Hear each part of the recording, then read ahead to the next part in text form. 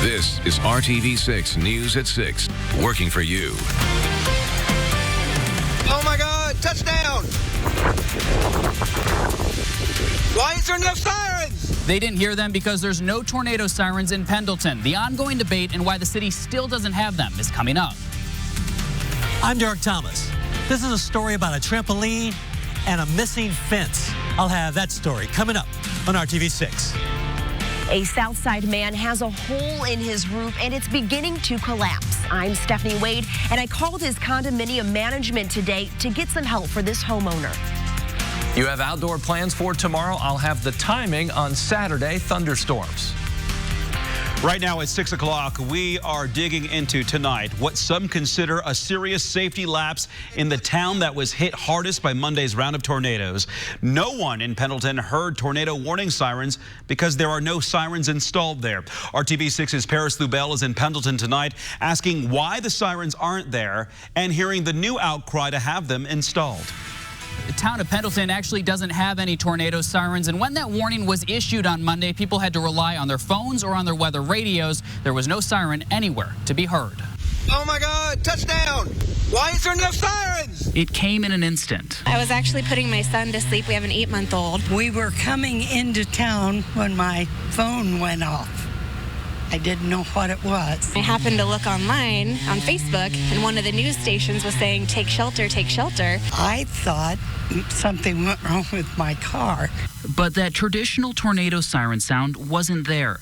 There's no outdoor warning sirens in the park, downtown, or anywhere at all in the town of Pendleton. Hillary and her husband grabbed their 8-month-old and 3-year-old and raced downstairs. We got in the closet, and our neighbor's trampoline came through the back window. But now, after Monday's EF2 tornado, there's an outcry for the town to install sirens. Sirens, as you refer to them, are actually outdoor warning devices. But Madison County's Emergency Management Authority says they aren't meant to warn you if you're inside. If you're directly under it, you absolutely are going to hear it inside your house with those decibels. They say the technology is outpacing what tornado sirens used to do. They say phones and all-hazard weather radios are the best bet. On Monday, as soon as a confirmed tornado was on the ground, EMA notified the National Weather Service. They also sent out an emergency NIXL alert, which sends emails, text messages, and can even call you. But to get those, you have to already be signed up. Because a trained observer saw that tornado, we were able to instantly get that alert message out, and we were faster than National Weather Service. But because there are no sirens, people without their phones or without weather radios were unaware. Some people say it's an outdated technology, it really doesn't help. Do you think that's true? No.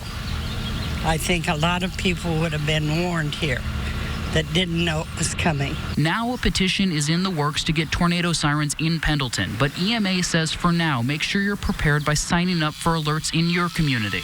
We have the information on how you can sign up for those alerts right now at the RTV6 app and on the IndyChannel.com. In Pendleton, Paris Lubell, RTV6. Well, today we received the preliminary damage assessment to Madison County and Pendleton. They surveyed 1,500 structures. Of those, 500 sustained some level of damage, and 30 to 40 have major damage or were destroyed. The estimates could go up as more debris is removed and inspectors get a closer look at the buildings. The storm damage won't prevent Pendleton from moving ahead with its annual festival. The June Jamboree will go on as planned starting Tuesday through next Saturday in Falls Park. The spokesman for the Madison County Emergency Management Agency says the people in the community need it. He also said the festival won't divert resources from storm recovery efforts. Now to your first look at the Storm Team 6 forecast. Here's a view of the control tower at Indianapolis International Airport. No reason for any delays here today. Finally, a day with no threat of stormy weather. Will it stay that way for the weekend? That's the question. Storm Team 6 Chief Meteorologist Kevin Gregory is tracking that. Kevin. And we've got some changes in the short term. We're dry now in most of Indiana. Let me just mention for Pendleton, for example, if you don't have the warning sirens, the Storm Shield app is free. It will send the alert to your phone. As long as your phone is charged, you will be notified as soon as a warning is issued. Don't forget that. It's free. Off to the east, non-severe storms. There's downpours in southern portions of Wayne County that will roll between Connorsville and Liberty. Also Brookville Reservoir with a downpour. These are diminishing and they will come to an end this evening. 78 in Indianapolis, almost 80 in Muncie. Lafayette at 78 as well. Here's the story tonight. Skies will gradually clear. All rain will come to an end. The wind will be light tonight. We'll drop about 10 degrees from where we are now to 11 o'clock. Tomorrow morning, we'll wake up to dry conditions, 62 degrees, still dry at noon, pushing 80, 83 the afternoon high. The increasing chance for thunderstorms late afternoon into tomorrow night. A couple of those could be on the strong side, especially in the western portion of the state. More on the changes for the second half of the weekend coming up. See you soon, Kevin. Thank you. An Eastside family says a neighboring fence that's in disrepair is preventing them from enjoying their backyard. It's been that way for over a year, and they say the solution is simple. Fix the fence. RTV6's Derek Thomas is trying to mend a fence between neighbors. 9-year-old Riley Tate loves to play on the trampoline in her backyard. 3-year-old Raylyn Damron loves to get out on the trampoline too. They used to be able to do that in a relatively private atmosphere. There's a chain link fence around their house, and there was a taller wooden fence around the Stony Brook apartments. But now the apartment fence has fallen into disrepair. There are gaping holes in it. The portion of the fence that used to be here is now on the ground, and it's a safety hazard. You can see the nails protruding through the wood. Kids from the apartment complex congregate at the fence and try to get into the yard to play on the trampoline.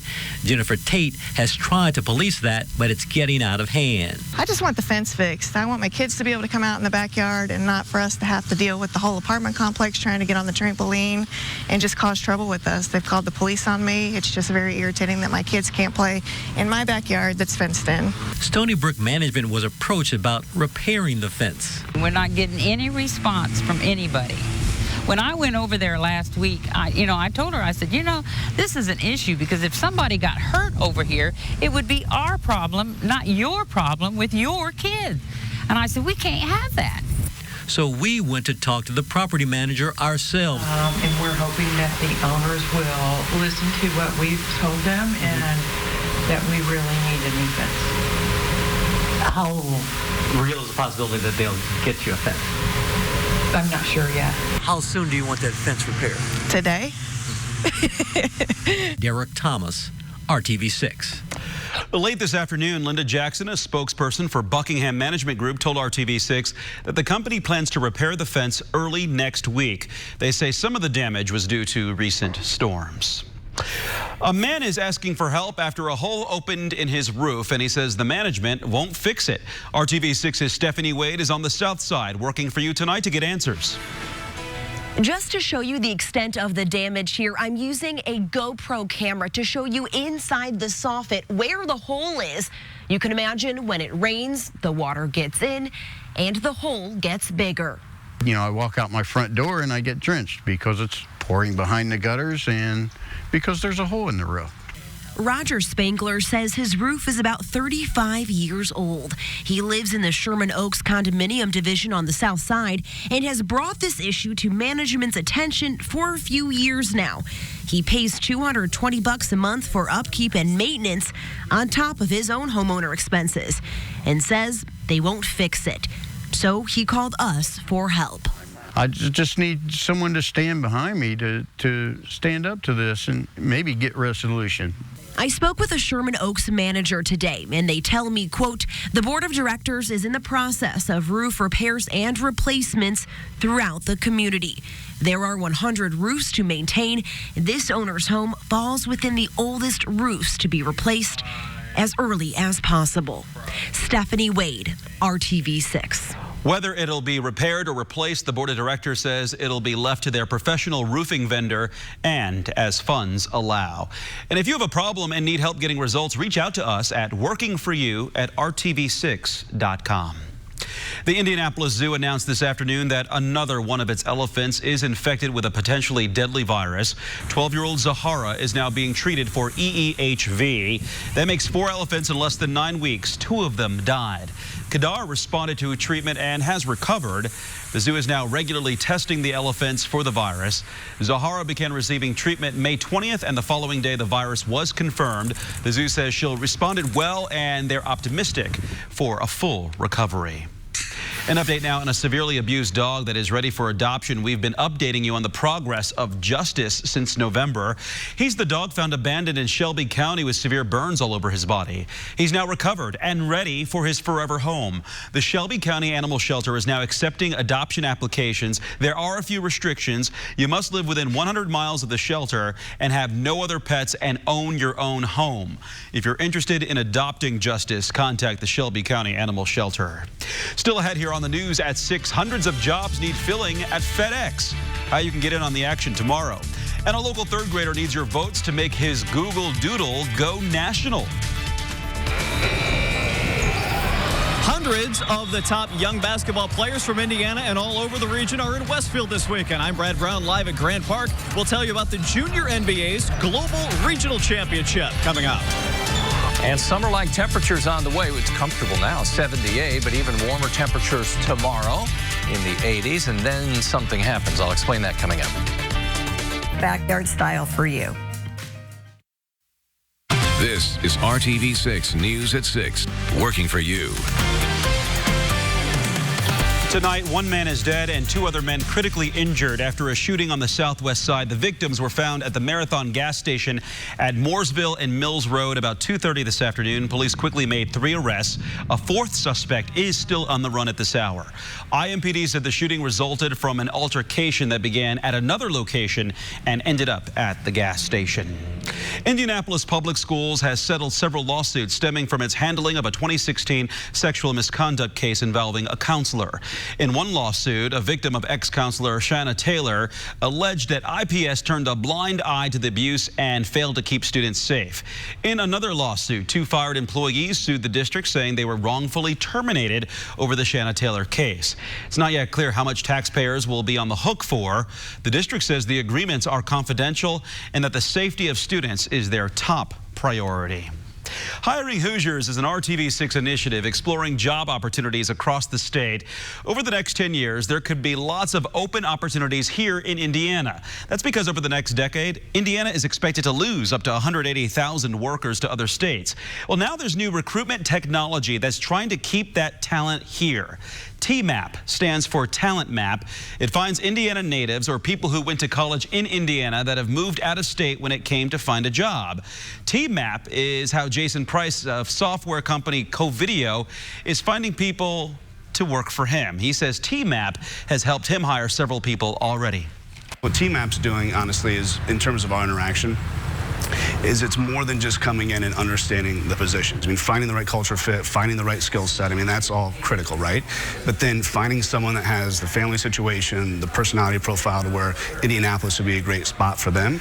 A native Hoosier is clearly the best place for us to look. So I think finding those people and bringing them back.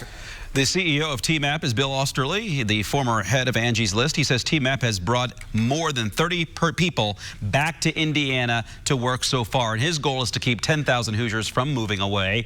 You can hear more about the technology as well as Osterly's personal mission to improve the Hoosier workforce at hiringhoosiers.com. And FedEx Express has hundreds of job openings in Indianapolis and is holding a job fair tomorrow to fill them. The company hopes to hire about 400 permanent part-time employees at its Indy hub. That job fair runs tomorrow from 9:30 in the morning to 3:30 in the afternoon at 6311 Airway Drive. That's just off South High School Road and north of Hannah Avenue. Pay starts at $15 an hour with a minimum of 17.5 hours per week guaranteed. You have to be at least 18, be able to lift 50 pounds, and have lived in the U.S. for at least 5 years. You must bring 2 forms of ID. One of the amusing things about using the search engine Google is the occasional Google Doodle, the art that pops up on the homepage. Now a Greenfield boy needs your votes to make his design the Google Doodle. Sean Fannin is a 3rd grader at Weston Elementary School. He won the state Doodle for Google contest, and now he needs your votes to become one of the top 5 national finalists. For his Doodle, he had to finish the sentence, "When I grow up, I hope." Well, he wrote he hopes to be an engineer and said he likes to build with Legos and use bionics. Voting opens Monday and runs through Friday, June 7th. Look for this story on theindychannel.com for a link to vote. He's got my vote. It looks good. I hope it gets everybody's vote. Get to kind of study that. As you look at the weekend, Sunday probably gets your vote. Tomorrow, I think we'll have lots of dry hours. The morning dry, early afternoon, but then our chance for thunderstorms will increase late in the day into tomorrow night. There's the magic number, warmer by about a dozen degrees than Sunday. Sunday's dry, start to finish, and with some sunshine. Again, we're dry in the morning. If the kids have sports to go to, or you want to get some lawn work done, try and mow that lawn, you're in good shape. It's in the mid to late afternoon, really late afternoon into the evening, where our thunderstorm chances will increase. We're almost done with the thunderstorms, at least here this evening. Have to go to the eastern edge of the state from Richmond down to Liberty and Brookville to find some of the showers and isolated thunderstorms. Those will fizzle and the skies will gradually clear. The wind is generally west around 10 miles per hour. Here the temperatures pretty much locked in average temperatures for this time of year, upper 70s. Current reading Bloomington at 77. Just look out your window. Any clouds that we have now will be gone after sunset. Skies will clear. The wind will be relatively calm, and temperatures, they'll fall into the low 60s. It's Monday morning. Temperatures will be in the 40s. You can look forward to that. It's a brief dip below average. Tomorrow, late in the day, thunderstorm chances up. Temperatures, they'll be in the 80s, and the humidity not too bad. We've got a nice little breeze. Eventually, what's going to happen, though, after the thunderstorms, the wind will come around to the northwest and north for the second half of the weekend, and that will deliver the cooler temperatures, but not tomorrow. Plan on 83 degrees. Thunderstorms late in the day. Again, a few of these may be strong, especially western portion of the state. Slight risk there, a lower marginal risk. The eastern half of the state, wind and hail would be the main threats. And I'll throw in rainfall too, because the ground is saturated in many spots. Any more rain will quickly lead to some localized flooding. Sunday, lots of sunshine. A few more clouds in the morning. Be patient. We'll get to the sunshine in the afternoon. That wind will be out of the north 10 to 15 miles per hour with some gusts over 20, but we'll have this sunshine. That'll make it a nice day. Temperature struggles to hit 70 north of I-70 and maybe lower 70s south. As we look at early next week, Monday, Tuesday, and Wednesday, you see the trend a little warmer each day. Chance for showers and thunderstorms arrives as we get to Wednesday. Our 3-day dry stretch. Sunday, Monday, Tuesday, then we get to a stretch where we have a daily chance for thunderstorms Wednesday, Thursday, and Friday. And we say to that, nothing new. Just enjoy the weekend, right? And hello, June. Hello, June. Yeah. It's coming tomorrow. All right, so Brad Brown is live in Westfield tonight. A big hoops tourney at the Grand Park this weekend. Hey, Brad. Hey, Mark, good evening. It's the Junior NBA Global Championship. This is the Midwest Regional happening here this weekend. 30 teams of 13 and 14-year-olds from a 6-state region are here. The winning teams from this weekend will compete in Orlando for the World Championships coming up in August. David Krzyzewski, head of youth basketball development, joins us here right now. Kind of tell me the concept behind this. You got a lot of synergy between NBA, USA basketball, youth basketball programs, really bringing this together here. Yeah, this is effectively our sports version of Little League World Series. It's the Junior NBA Global Championship. As you said, it's our Midwest Regional. We have 8 of these regional tournaments taking place around the country and also 8 happening around the world internationally. And the teams that emerge from this event, the boys team and the girls team, will earn their way to compete in our Global Championship in Orlando in August. What's the focus kind of for the kids here, getting a chance to come out? Not necessarily so much about the competition, but there's a lot more to it. It's a terrific on-court competition, and you'll see some tremendous play on the court from both the boys and the girls, but it's also an off-court experience. So life skills education is a big part of what we do. Tomorrow we'll have players from the Indiana Pacers and the Fever come talk to these players about what it means to be a professional off the court.